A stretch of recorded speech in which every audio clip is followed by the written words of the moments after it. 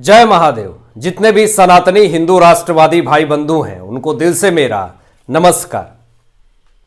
अरविंद केजरीवाल जो पाप की पोटली जो लेकर के चलता था, आज वो पाप की पोटली पूरी तरीके से बेनकाब हो गई है। पूरी दुनिया के सामने आम आदमी पार्टी के भ्रष्टाचार, पूरे पाप का साम्राज्य, सब कुछ आईने की तरह साफ हो गया है। 250 मोहल्ला क्लिनिक को बंद करने को लेकर के एक बड़ी अपडेट आ रही है और कांग्रेस पार्टी की दलाली करने वाले अभिषेक मनु सिंघवी के ऊपर भी एक बड़ी गाज गिरी है। 1 करोड़ रुपए के जब्ती को लेकर के एक यूथ कांग्रेस नेता का बड़ा नेता नाम सामने आया है। दोस्तों, मैं आपको बताऊंगा पूरे विषय, लेकिन सबसे पहले बात कर लेते हैं कि वो मोहल्ला क्लिनिक के नाम पे जो वोट बटोरने की बात करते थे अरविंद केजरीवाल, जहां पे शौचालय नहीं है, जहां पे कुत्ते सिर्फ भौंकते हैं, सीवर की पानी रहती हैं, सीवर की समस्याएं चारों तरफ दिखती हैं, वो मोहल्ला क्लिनिक पूरी तरीके से अब बंद होने के कगार पे आ गई है। खबर क्या है, जो अभी अभी बड़ी खबर आई है, आपको बता देता हूं। आयुष्मान भारत योजना लागू करने नहीं दिया जा रहा था अरविंद केजरीवाल की तरफ से, आम आदमी पार्टी की तरफ से। क्यों? क्योंकि इनको फर्जी योजना चलानी थी, इनको संजीवनी योजना चलानी थी, और उस संजीवनी योजना के चक्कर में जो 60 साल के बुजुर्ग व्यक्ति हैं, जिनको साल में 5 लाख से ज्यादा के मुफ्त इलाज मिल जाते, उसको पूरी तरीके से बंद करने की ये कोशिश में थे और संजीवनी योजना लागू करेंगे। ये भले कुछ होना ना जाना है, तो मोदी जी ने ऐलान किया था और ये बात कही थी कि जितने भी बुजुर्ग दिल्ली के हमारे भाई बंधु हैं, महिलाएं हैं, उनसे माफी मांगना चाहता हूं, क्योंकि आयुष्मान भारत योजना घटिया राजनेताओं के बलि चढ़ गया है। लेकिन मैं आपको बता दूं, कल का दिन बहुत ही ज्यादा इंपॉर्टेंट है दोस्तों। 8 मार्च महिला दिवस है। नरेंद्र मोदी जी की सुरक्षा महिला करेगी कल, और महिला दिवस के शुभ अवसर पे जितनी भी गरीब महिलाएं हैं, जिनको मुख्यमंत्री रेखा गुप्ता जी ने 2500 रुपए देने का ऐलान किया था, वो भी कल ऐलान हो गया है।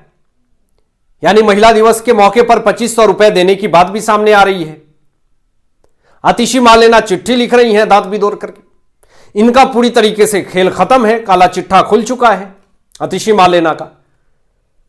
आयुष्मान भारत योजना 8 मार्च को लागू हो जाएगा दोस्तों,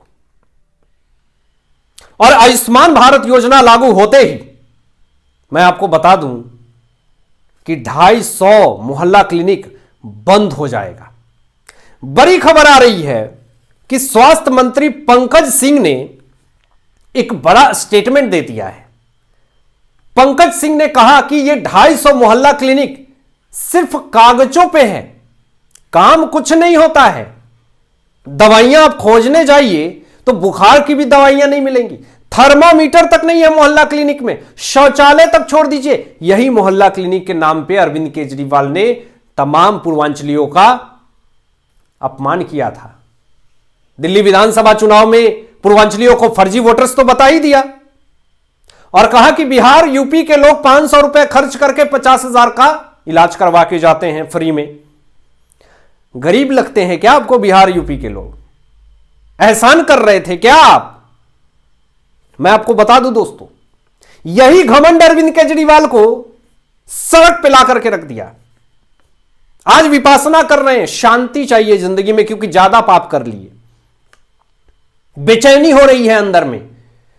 आप दूसरे को बेचैन करके आप विपासना में जाकर के खुद को शांति महसूस करवा सकते हैं क्या? कभी नहीं करवा सकते।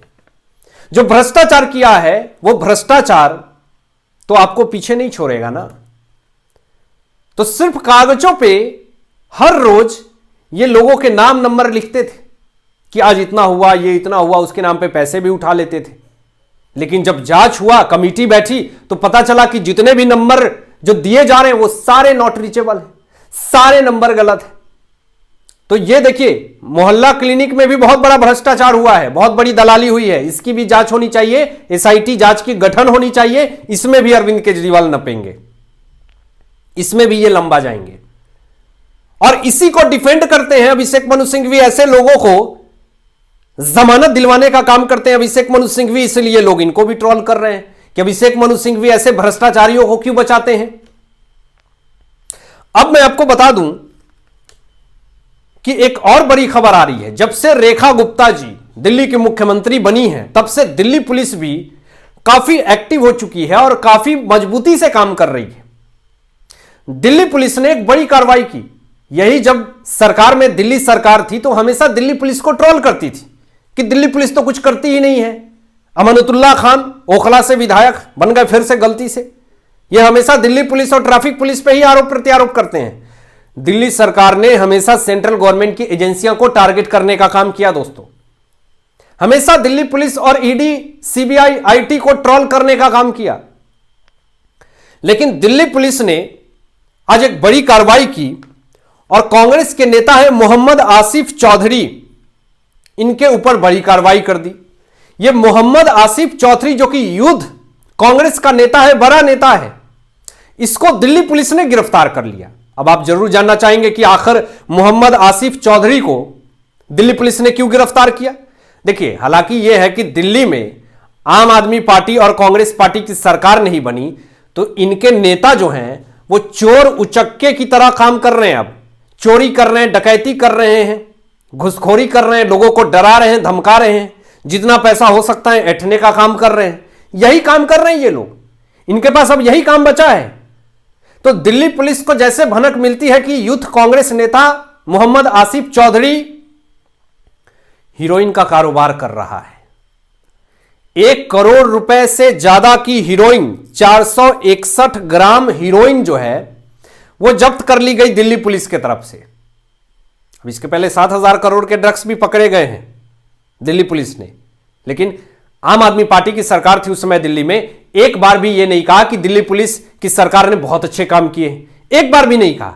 सिर्फ और सिर्फ दिल्ली पुलिस को डिफेम करने का काम कर रही थी आम आदमी पार्टी। लेकिन अब तो बहुत अच्छा है, सरकार में भी बीजेपी, सेंट्रल में भी बीजेपी, सत्ता में भी बीजेपी, सारी सेंट्रल एजेंसियां बीजेपी के पूरे एक्शन से चलेगी। ये जो यूथ कांग्रेस नेता है मोहम्मद आसिफ चौधरी, इसके पास से 5 जिंदा कारतूस, 9 mm पिस्तौल भी बरामद किए गए दोस्तों, जब्त किए गए। अब जरा मुझे बताइए कि मोहब्बत की दुकान चलाने वाले राहुल गांधी कौन से बिल में जाकर के छुप गए हैं। मोहब्बत की दुकान चलाते हैं और बताते हैं कि भाई देखो हमारे पास दुकान में सिर्फ मोहब्बतें ही मिलती है, यह नफरती बाजार है। तो राहुल गांधी जी बताइए कि मोहब्बत की दुकान में ये नफरती सामान कैसे मिल रहे हैं। 9 mm का पिस्तौल, जिंदा कारतूस, 461 ग्राम हीरोइन, ये कैसे मिल रहे हैं। क्या ऐसे भ्रष्टाचारियों के खिलाफ अभिषेक मनु सिंघवी एक्शन लेंगे और कोर्ट में जाएंगे, उनको जेल में भिजवाएंगे? एग्जाम्पल दे रहा हूं मैं, सबूत के साथ बता रहा हूं। ये देखिए, इनके पास हीरोइन मिला है, पेपर में छपा है, पूरा डिटेल आपको दिखा रहा हूं। क्या इस पर एक्शन कांग्रेस पार्टी नहीं लेगी? क्या इसकी वकालत करेंगे क्या अभिषेक मनु सिंघवी? यह सबसे बड़ा सवाल है दोस्तों, और यह सवाल हमेशा पूछे जाएंगे और मैं हमेशा सवाल पूछूंगा, क्योंकि कांग्रेस पार्टी हमेशा से अपने आप को बचाने के लिए वकीलों की टोली खड़ी कर देती है। लेकिन आप जिस यूथ कांग्रेस नेता मोहम्मद आसिफ चौधरी से उम्मीद कर रहे थे, वो हीरोइन की तस्करी कर रहा है, वो पिस्तौल बेच रहा है, जिंदा कारतूस लेकर के चल रहा है।